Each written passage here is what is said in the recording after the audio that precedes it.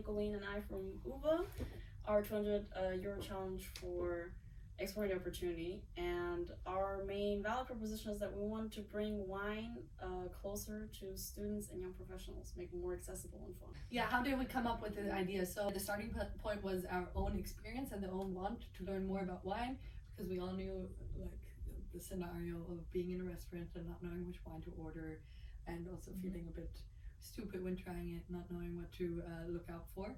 So that was, I think, our starting point. And then, we tried to validate it or to find the exact pain points by talking to our target group. So we thought about these wine tastings, but make it more like a fun event. So couple it with something else. Yeah. Be it art, music, yoga. We had a bunch of good ideas. Yeah. Then the second part was doing a card game to make it, to get the knowledge across, but also, again, the fun part. And lastly, selling some wine boxes just for quick revenues. Yes, let's dive into our first event. So we're gonna explain you more what we did. So for the first event, we wanted to do something more quick and dirty to validate our idea and see if people were actually interested. So we decided to do this wine event and make people try some wines on campus, because it was easier for us location-wise, and also like easier for the target group. Yeah, it was a live concert and a wine tasting. Yes. Yeah. And then of course we had to get the wine, so we contacted some local wineries, and in the end we got in touch with one, which was really good, because then we could have like international students try local wine. And we also introduced a card game during our first event, right? Yeah, it was kind of like a quick prototype. Like we researched games on Kickstarter that would work well with wine tasting, but also that brought in like kind of reflection questions, so people could actually get to know each other. So the frame was to learn more about wine, but also learn more about yourself and your friends. The one thing that I was happy about is that our user research just turned out to be exactly right.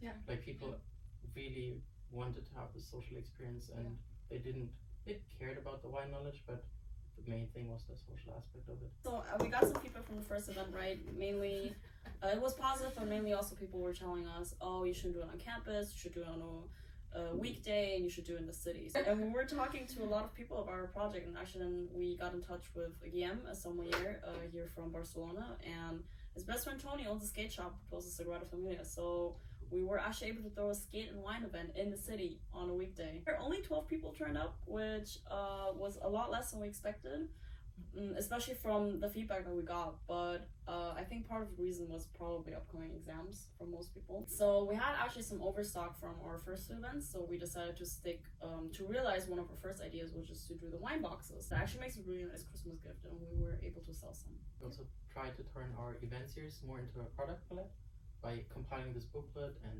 then sending it out to co-working spaces, I think even smaller companies, hostels, like spaces where different people would come together.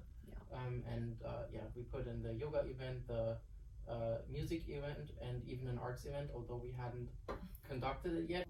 The idea would be that the events and the products would be like scalable together, so you can use the events as testing platforms for the products, which we actually did in the first event.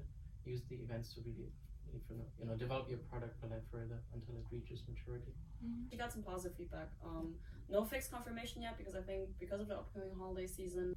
All right, let's talk some learnings.